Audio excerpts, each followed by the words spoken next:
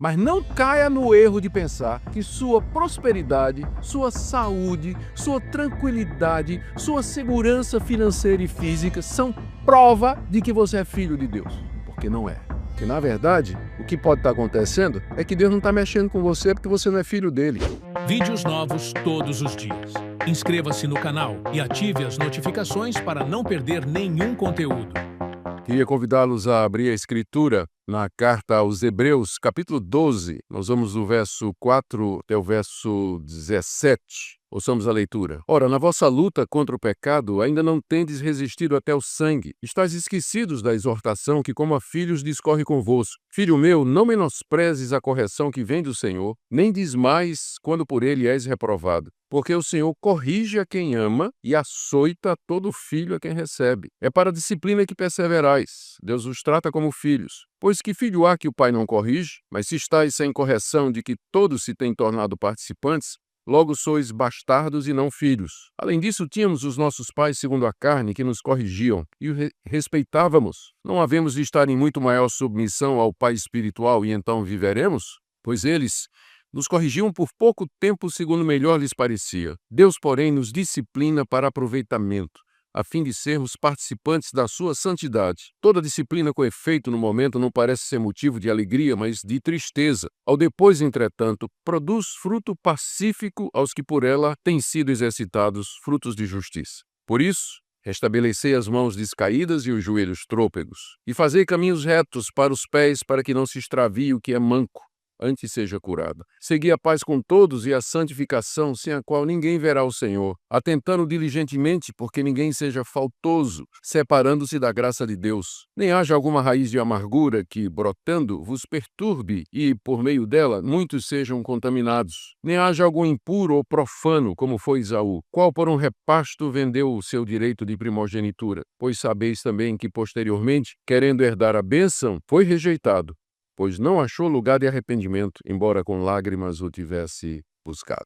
Meus irmãos, Bíblia como um todo, como nós sabemos, diz que os sofrimentos que acometem os crentes em Jesus Cristo têm vários objetivos. E nós começamos lembrando que o fato de sermos crentes em Jesus, isso não representa uma espécie de isenção da parte de Deus com relação aos sofrimentos dos quais toda a raça humana participa. Nós sofremos juntamente com os descrentes. Nós somos acometidos de doenças, temos problemas financeiros, problemas de relacionamento, sofremos com família, exatamente como os demais sofrem também. Os sofrimentos que são comuns à humanidade, nós participamos deles também. A Bíblia, porém, diz que Deus usa esse sofrimento na vida do seu povo com um propósito distinto. Para os ímpios, para os incrédulos que rejeitam a Deus, a sua existência, a sua providência, a sua sabedoria, esses sofrimentos são espécie de preparação para o juízo final e depois para o sofrimento eterno. Deus já usa esses sofrimentos para tormento e sofrimento dos ímpios, preparando-os para o tormento eterno que se aproxima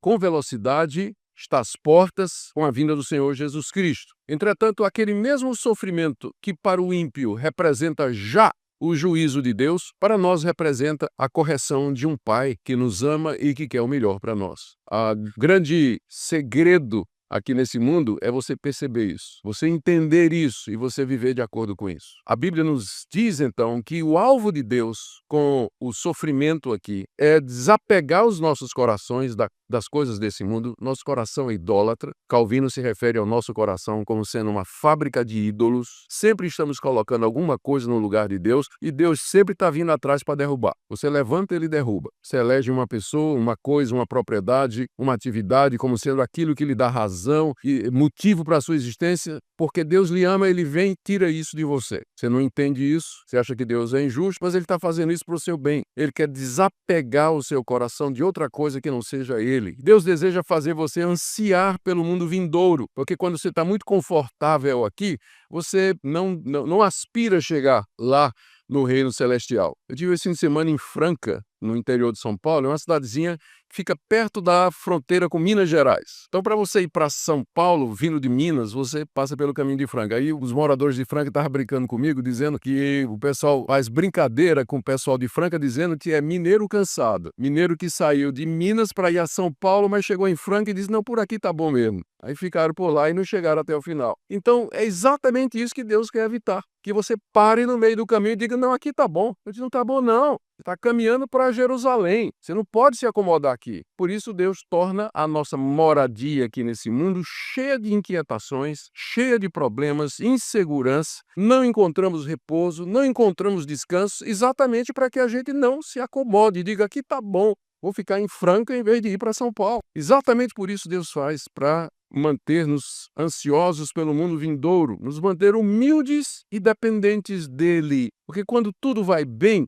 a gente costuma esquecer de Deus. A gente só lembra de Deus quando a coisa aperta, né? Todo mundo é ateu até a hora que o pitbull pula a cerca. Aí todo mundo chama para um Deus ou busca a Deus de alguma forma. Então, para nos manter na dependência dele, Deus então nos inquieta e nos mostra o quanto nós precisamos dele. E por fim, é através do crente que suporta a provação, a angústia e a dificuldade que Deus dá testemunho ao mundo daquela paz e da mansidão que há no nosso Senhor e Salvador Jesus Cristo. É quando a igreja aprende a sofrer, a viver humildemente submissa às intempéries desse mundo, que Deus a usa como testemunho para um mundo inquieto, um mundo ansioso, um mundo desesperado, sem razão de vida, onde as pessoas procuram nas drogas, no sexo, no dinheiro, no orgulho pessoal, na satisfação e na realização profissional, alguma razão para a sua vida. A igreja, então, pode apresentar o evangelho de Cristo com o testemunho da sua própria conduta. Talvez a propósito mais importante de Deus com o sofrimento na vida do crente é corrigi-lo de erros de caráter, de conduta e até doutrinários. Isso não quer dizer que todo sofrimento que o crente passa é decorrência direta de algum pecado específico que ele cometeu. O que eu estou dizendo é que Deus com frequência usa o sofrimento para criar caráter no seu filho, para corrigir algum defeito de caráter dos seus filhos. E a Bíblia usa algumas figuras para isso. Pedro, por exemplo, ele gosta muito da figura da fornalha e do fogo. Nas duas cartas que ele escreveu, ele emprega essa metáfora para dizer que da mesma forma que o ourives prova, testa, purifica o ouro através do fogo, assim também Deus purifica, prova e testa a nossa fé através da fornalha do sofrimento. Pedro usa essa figura da fornalha para transmitir essa ideia de que Deus, através dos sofrimentos, nos depura de todas as imundícies ou materiais estranhos que porventura tenham se apegado à nossa fé e à nossa conduta. Mas uma outra figura, e essa é particularmente querida do autor de Hebreus, é de um pai que corrige os seus filhos, que é exatamente o ponto aqui da passagem que eu li para vocês. Da mesma forma que um pai que ama seu filho o corrige e o disciplina para o bem dele, Deus faz a mesma coisa com os seus filhos. E essa é a razão, uma das razões pelas quais os sofrimentos nos chegam. Em outras palavras, o que o autor dos Hebreus, da carta aos Hebreus, deseja é que seus leitores deveriam ver as perseguições, as angústias e os sofrimentos que eles estavam passando como correções do Pai Celestial. Esses destinatários dessa epístola eram judeus que haviam se convertido ao cristianismo, mas que estavam sofrendo muitas ameaças e pressões dos seus patrícios para abandonar o cristianismo e voltar para o judaísmo. Nós sabemos que no início da igreja cristã essa pressão era muito grande. Os primeiros perseguidores dos cristãos foram exatamente os judeus, que da mesma forma que tinham rejeitado e perseguido Jesus em Jerusalém, estenderam essa perseguição aos discípulos de Jesus ali na região da Palestina e por todas as províncias do Império Romano. Os judeus insistiam que Jesus era um falso profeta, que ele não era o Messias, que a fé cristã era uma negação da religião que Deus tinha revelado a Moisés e que, portanto, eles estavam fazendo um favor a Deus, extirpando da raça humana e do mundo aqueles que se declaravam discípulos do Nazareno. A pressão era muito grande, especialmente para os judeus que tinham crido no Evangelho. Havia pressão da mulher, havia pressão da sinagoga que ele frequentava, havia pressão dos familiares, havia pressão dos amigos, havia pressão no trabalho, de todas as partes havia essa pressão. O autor dessa carta, que nós não sabemos quem é, alguns dizem que é o apóstolo Paulo, e é o candidato mais provável, embora não tenhamos evidência suficiente para afirmar sem reticências, mas o autor dessa carta a escreveu exatamente com o objetivo de parar a apostasia, de evitar que os crentes judeus abandonassem a Cristo e voltassem para a antiga prática do judaísmo. E ele faz isso de diversas maneiras.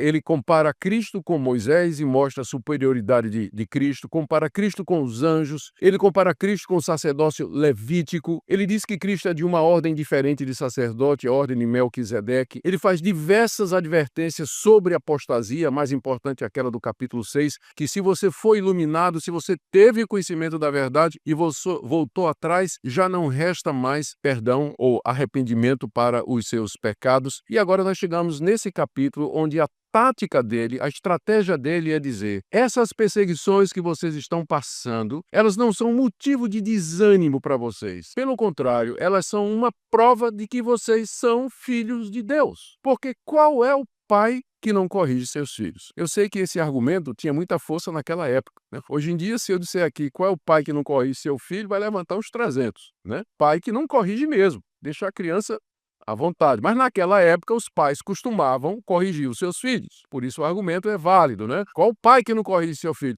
Ora, o Pai Celestial também vai fazer a mesma coisa. Então esse é o ponto da passagem. O autor deseja que os seus leitores, tentados a voltar atrás por conta da pressão, do sofrimento e da perseguição, eles olhassem aqueles sofrimentos, na verdade, como uma prova do amor de Deus, preparando-os e purificando-os para que eles pudessem herdar o reino celestial. Então, ele traz, em primeiro lugar, 5 esclarecimentos sobre os sofrimentos, começando aí. O primeiro não é tão ruim quanto pode ser. Se vocês estão achando que é ruim, pode ficar pior ainda. Não chegou ainda ao máximo, não. É o que diz o verso 4. Ora, na vossa luta contra o pecado, ainda não tendes resistido até o sangue. Eles estavam sendo ameaçados, assediados, talvez pela polícia local. Seus bens tinham sido arrestados, mas ainda não tinha começado o martírio. Não havia ainda morte. O Império Romano ainda não tinha começado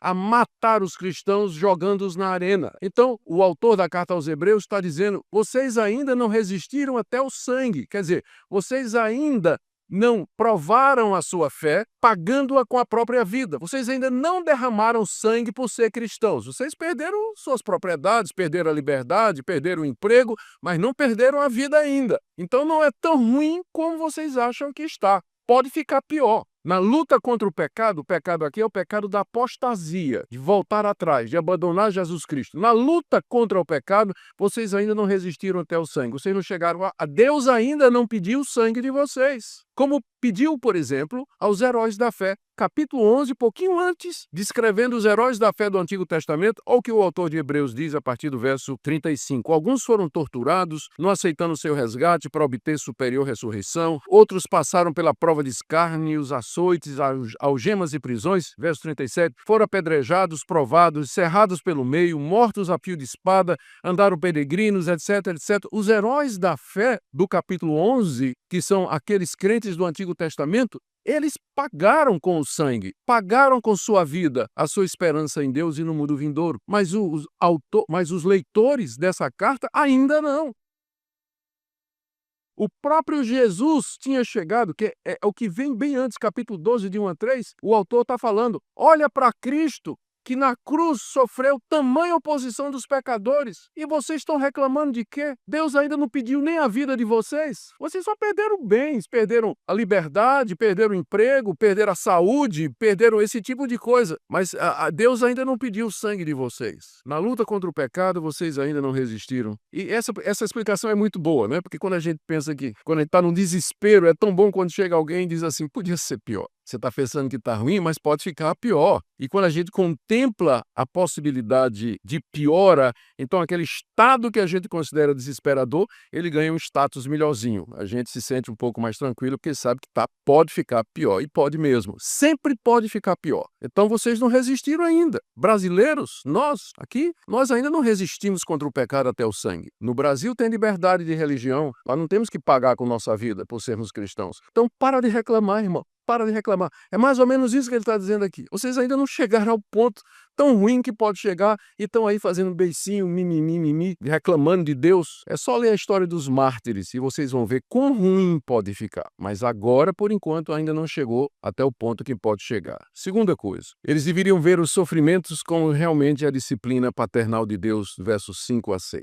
Eles, como judeus que eram, eles conheciam bem o Antigo Testamento e, particularmente no livro de Provérbios, tem uma passagem, Provérbios capítulo 3, verso 11 a 12, que diz que Deus castiga e corrige os seus filhos a quem ama e recebe. Salomão escreveu isso, está lá no livro de Provérbios, e vários salmos dizem a mesma coisa. Os profetas também se referem à nação de Israel como sendo filhos de Deus que são disciplinados por Deus. Os recipientes dessa carta eram judeus, conheciam o Antigo Testamento e eles sabiam que essa verdade já havia sido ensinada no Antigo Testamento. Por isso ele diz assim, verso 5, vocês estão esquecidos da exortação que como a filhos discorre convosco. A maneira como vocês estão reclamando, a maneira como vocês estão reagindo debaixo da perseguição, dá a impressão de que vocês esqueceram da exortação que está lá no Antigo Testamento e que vocês conhecem tão bem. E aí ele faz a citação literal no verso 5 de Provérbios 3, de 11 a 12. Filho meu, não menosprezes a correção que vem do Senhor, nem desmais quando por ele és reprovado, porque o Senhor corrige a quem ama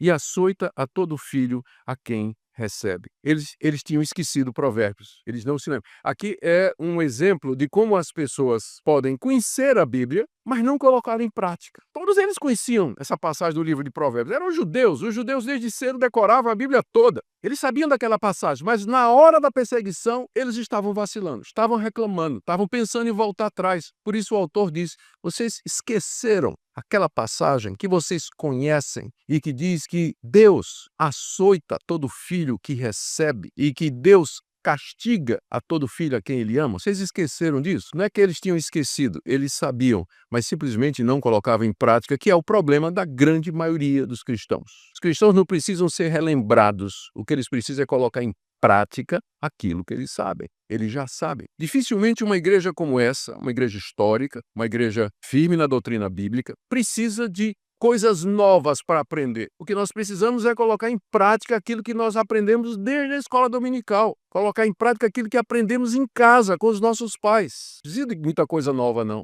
Eu não preciso nem a equipe pastoral, né? Nós não precisamos estar aqui preocupados em trazer uma novidade para a igreja.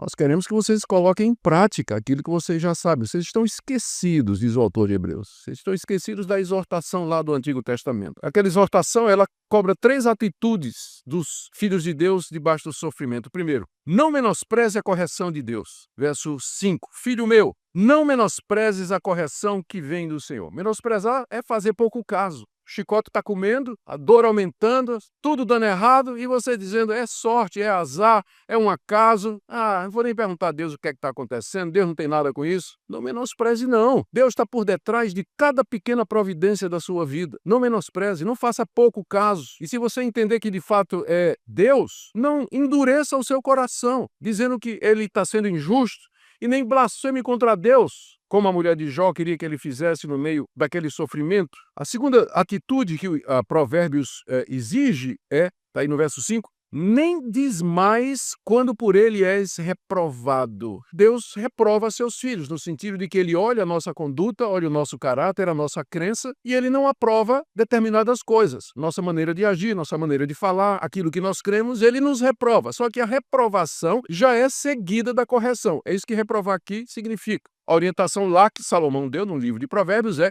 não desmais quando você é reprovado. Ou seja, porque pode ser que Deus, quando vai reprovar, a peia cante alto, né? A giripoca vai piar, né? E aí você vai desmaiar, vai desfalecer, vai dizer assim, não, eu desisto, não dá certo, ser crente é muito complicado, a mão de Deus é muito pesada. Não desmaie quando Deus está corrigindo você, está reprovando você, não faça isso não. E ele dá, aqui no final do verso, ele dá no verso 6, a razão pela qual Deus faz isso. Por que você não deve menosprezar a correção de Deus e nem desmaiar quando ela parecer pesada demais? É porque, verso 6, o Senhor corrige a quem ama e açoita todo filho a quem recebe. Sabe qual é o pior castigo que Deus pode dar a um pecador? É dizer para ele, seja feita a tua vontade.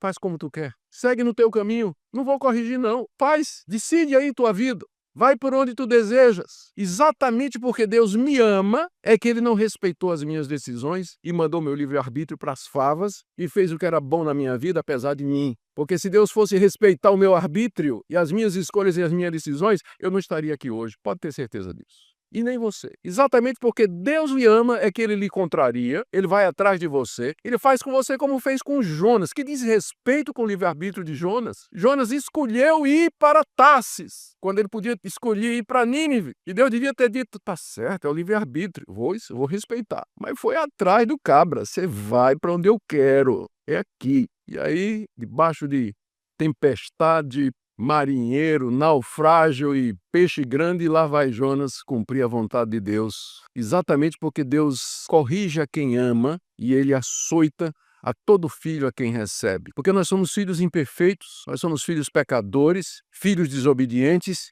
e o nosso Pai, em vez de nos abandonar a nossa própria sorte e a teimosia do nosso coração, ele usa a sua providência, ele usa os acontecimentos, ele usa a sua palavra, como hoje de manhã, para nos corrigir, para nos trazer de volta, abrir os nossos olhos, nos encorajar a perseverarmos e a permanecer naquilo que é a sua vontade. Então, primeira explicação, não é tão ruim quanto pode ser. Segundo, isso que está acontecendo é uma prova do amor de Deus, porque Deus disciplina a todo filho a quem ama.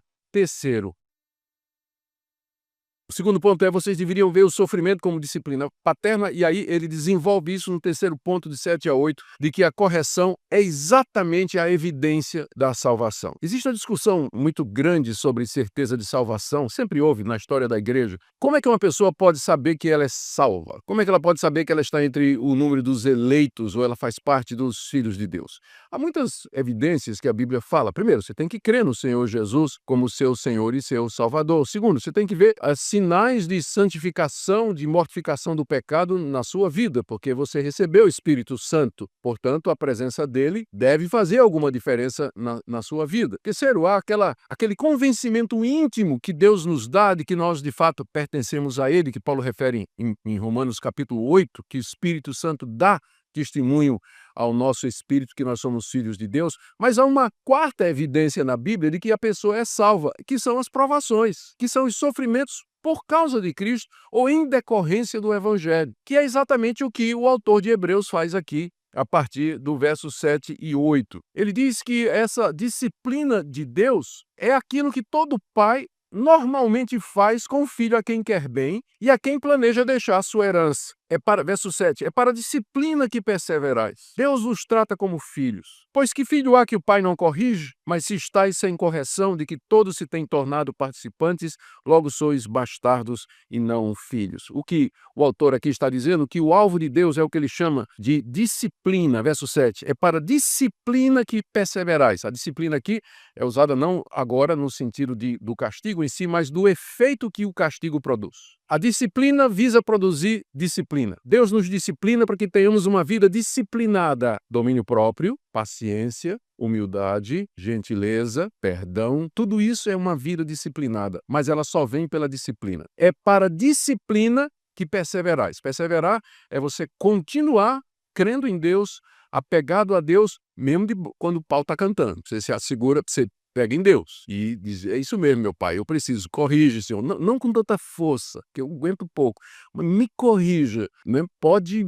ir, mas eu sei que o Senhor faz isso porque... Então, é isso que é perseverar. E eu persevero porque eu sei que no final o resultado vai ser uma vida disciplinada. É para a disciplina que você persevera. E aí a explicação está no verso 7. Deus vos trata como filhos. Pois que filho há que o pai não corrige? As fontes que nós consultamos, os estudiosos, eles dizem que na época de que essa carta foi escrita, no Império Romano, na sociedade greco-romana, um homem tinha muitas mulheres. Tinha a mulher com quem era casado e tinha as amantes. E às vezes tinha filhos dessas relações. O filho legítimo que haveria de herdar o seu nome e a sua propriedade, ele era submetido a um treinamento muito severo.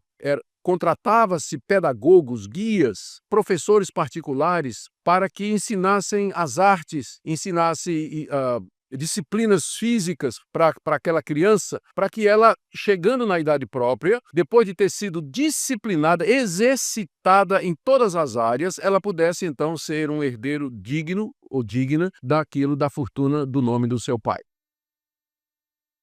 Mas os filhos das concubinas, os filhos das amantes, eles não passavam por isso. Eles eram criados de qualquer jeito. O pai não se preocupava em dar uma educação, corrigi-los, ensinar a falar direito, a se comportar direito na mesa, a respeitar as autoridades, a falar com os outros. Não dava esse tipo de educação porque era, como diz aqui, bastardos, filhos ilegítimos. A figura está clara. Deus nos trata assim porque nós somos seus filhos legítimos. Nós não somos bastardos. Os bastardos, que não são filhos de Deus, eles não participam dos sofrimentos que os cristãos participam. E aqui tem alguma coisa interessante, né? Ele diz que no verso 8, se vocês estão sem correção, daqui todos têm se tornado participantes, logo sois bastardos e não filhos. Veja como a falta de conhecimento bíblico reverte a situação.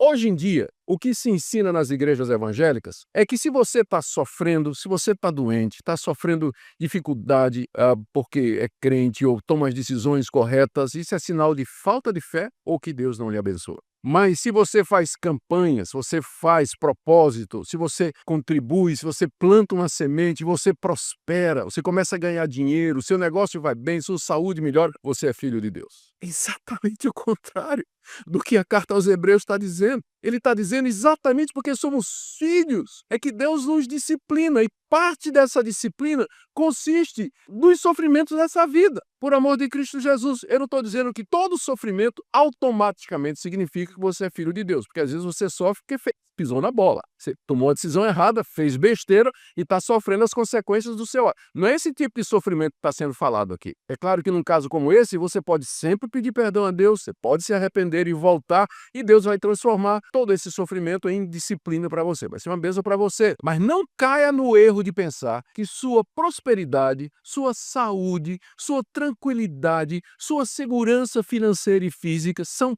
prova de que você é filho de Deus. Porque não é. Que, na verdade, o que pode estar acontecendo é que Deus não está mexendo com você porque você não é filho dele. Eu não bato no filho dos outros. Tenho vontade, mas não bato no filho dos outros. Não bato no filho dos outros. Não corrijo o filho dos outros. Engulo quieto, né? Viajar, essa viagem que eu fiz agora de São Paulo para cá ontem foi um sofrimento, né? Tinha uma criança no banco da frente que foi uma tortura, né? Pensa numa vergonha alheia, passar vergonha pelos pais. A criança mandava em tudo. Senta, menino, não sento. Bota o cinto de segurança, não boto. Tinha que chamar a comissária de bordo para tomar uma providência e tudo mais. Mas eu não posso fazer nada, não é meu filho. Então, o fato de que você não está sendo disciplinado, corrigido severamente por Deus, não quer dizer que está tudo bem com você e Deus. Simplesmente pode ser que Deus esteja dizendo, vive tua vida. Tu não és meu filho. Tu nunca te arrependeste dos teus pecados, nunca creste no meu filho Jesus, nunca abraçaste de coração sinceramente o evangelho. Você não é meu filho, não faz parte da minha igreja. Se vocês estão sem correção, da qual todos se tornaram participantes, vocês são bastardos e não filhos. Filhos ilegítimos. Essa é a terceira coisa, terceiro ponto aqui que o autor de Hebreus quer que os seus leitores percebam. Que aquilo que os estava desanimando, na verdade, era a prova maior da relação paternal com Deus, o filho legítimo que é disciplinado e preparado para ser o herdeiro. Somos desafiados a enxergar os sofrimentos e provações da vida não como castigos de um Deus distante, mas como a disciplina amorosa de um Pai que nos ama e deseja nos moldar à imagem de Cristo.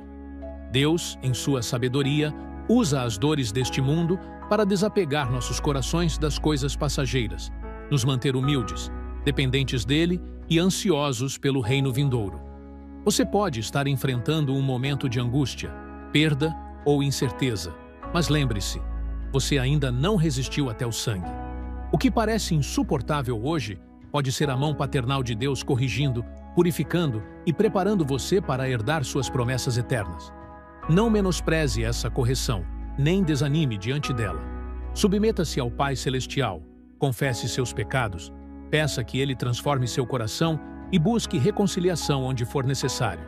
Sinta-se à vontade para debater respeitosamente sobre este tema na seção de comentários. Não se esqueça de deixar um gostei e se inscrever no canal para receber os próximos vídeos. Um abraço a todos e fiquem com Deus.